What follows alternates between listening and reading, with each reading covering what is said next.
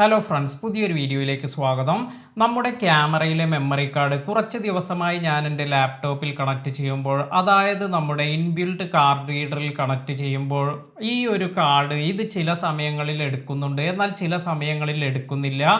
അപ്പോൾ ഞാൻ ആദ്യം കരുതിയത് മെമ്മറി കാർഡിൽ എന്തെങ്കിലും കംപ്ലൈൻ്റ് ആയിരിക്കും ഇത് എന്നാണ്. എന്നാൽ ഞാൻ വീണ്ടും ഇതുപോലെ റീസ്റ്റാർട്ട് ചെയ്തതിന് ശേഷം അതുപോലെ പല വിധത്തിലെല്ലാം ഇത് വീണ്ടും ടെസ്റ്റ് ചെയ്തു.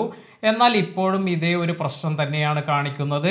അതിനുശേഷം ഞാൻ ഒരു എക്സ്റ്റേണൽ കാർഡ് റീഡർ വാങ്ങി നോക്കി ടെസ്റ്റ് ചെയ്യാമെന്ന് തീരുമാനിച്ചു. ഇതിനായി ആമസോണിൽ പോയി ഒരുപാട് ഓപ്ഷൻസ് എല്ലാം കാണുന്നുണ്ട്, എന്നാൽ എല്ലാം നല്ല പ്രൈസ് എല്ലാം ഉള്ള കാർഡ് റീഡർ ആണ്.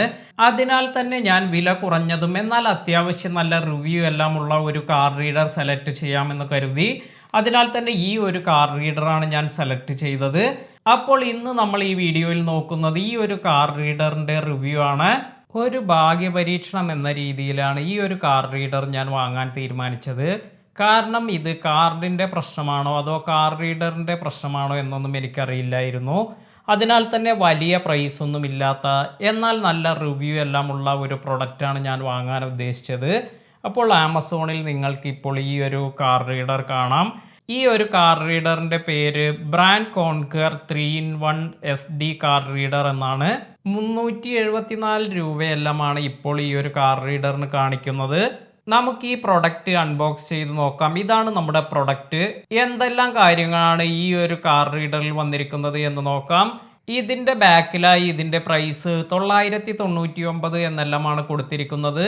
എന്നാൽ നമ്മൾ ഇത് 374 രൂപയ്ക്കാണ് പർച്ചേസ് ചെയ്തത്.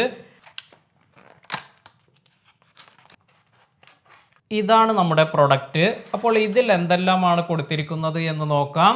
ഇത്തരത്തിൽ ഇതിൻ്റെ ബ്രാൻഡ് നെയിം ഇവിടെ കൊടുത്തിട്ടുണ്ട്. അതുപോലെ ഇതിൽ SD കാർഡ് അതുപോലെ മൈക്രോ SD കാർഡ് എല്ലാം സപ്പോർട്ട് ചെയ്യും. ഇനി ഇവിടെയായി നമുക്ക് ടൈപ്പ് C കണക്ടർ വന്നിട്ടുണ്ട്. സ്മാർട്ട് ഫോണുമായി എല്ലാം കണക്ട് ചെയ്യുന്നതിനാണ് ഇത്തരത്തിലുള്ള ഒരു കണക്ടർ കൊടുത്തിരിക്കുന്നത്. ഇനി ഇപ്പുറത്തായി നമുക്ക് കമ്പ്യൂട്ടറിലെല്ലാം കണക്ട് ചെയ്യുന്നതിനുള്ള USB കണക്ടറാണ് വന്നിരിക്കുന്നത്. ഈ USB കണക്ടറിനുള്ളിലായി നമുക്ക് മറ്റൊരു കണക്ടർ കൂടി കാണാം. പക്ഷേ ഇത് എങ്ങനെയാണ് ഇത് ഓപ്പൺ ചെയ്യേണ്ടത് എന്ന് ഞാൻ ഇതുവരെ ചെക്ക് ചെയ്ത് നോക്കിയിട്ടില്ല. അപ്പോൾ ഇത്രയും കാര്യങ്ങളെല്ലാമാണ് ഈ ഒരു കാർഡിൽ വന്നിരിക്കുന്നത്. ഇനി ഇതിനുള്ളിലായി നമുക്ക് ഒരു യൂസർ മാനുവൽ തന്നിട്ടുണ്ട്.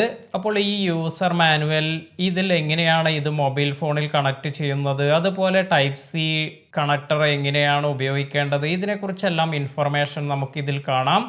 ഇതല്ലാതെ നമുക്ക് ഇതിനോടൊപ്പം തന്നെ മറ്റൊരു കാർഡ് കൂടി ലഭിക്കുന്നുണ്ട്. Amazon loyal cash back offer, big cash back offer എന്ന് പറഞ്ഞ്.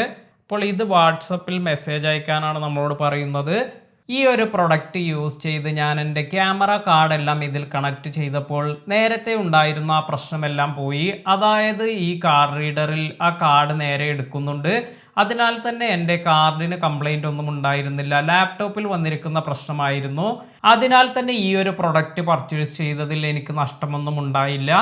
എന്നാൽ ഒരു പ്രശ്നമായി എനിക്ക് തോന്നിയ ഒരു കാര്യം എന്തെന്നാൽ എൻ്റെ ലാപ്ടോപ്പിൻ്റെ ഇൻറ്റേർണൽ കാർഡ് റീഡർ യൂസ് ചെയ്ത് ഞാൻ ഡാറ്റ ട്രാൻസ്ഫർ ചെയ്യുമ്പോൾ 30 MB/s എല്ലാമാണ് എനിക്ക് ലഭിച്ചിരുന്നത്. എന്നാൽ ഈ ഒരു കാർഡ് റീഡർ യൂസ് ചെയ്യുമ്പോൾ എനിക്ക് 15 to 19 Mbps എല്ലാമാണ് ലഭിക്കുന്നത്. അപ്പോൾ ഡാറ്റ ട്രാൻസ്ഫറിൻ്റെ കാര്യത്തിൽ നേരത്തെ ഉള്ളതിനേക്കാൾ കുറച്ച് സ്ലോ ആയിട്ടുണ്ട്. മറ്റു കാര്യങ്ങളെല്ലാം ഈ ഒരു പ്രൊഡക്റ്റ് നല്ലതായി തന്നെയാണ് എനിക്ക് ഫീൽ ചെയ്തത്. വീഡിയോ ഉപകാരപ്പെട്ടുവെങ്കിൽ ലൈക്ക് ചെയ്യാനും ഷെയർ ചെയ്യാനും മറക്കാതിരിക്കുക. പുതിയ അറിവുകളുമായി മറ്റൊരു വീഡിയോയിൽ കാണാം. താങ്ക്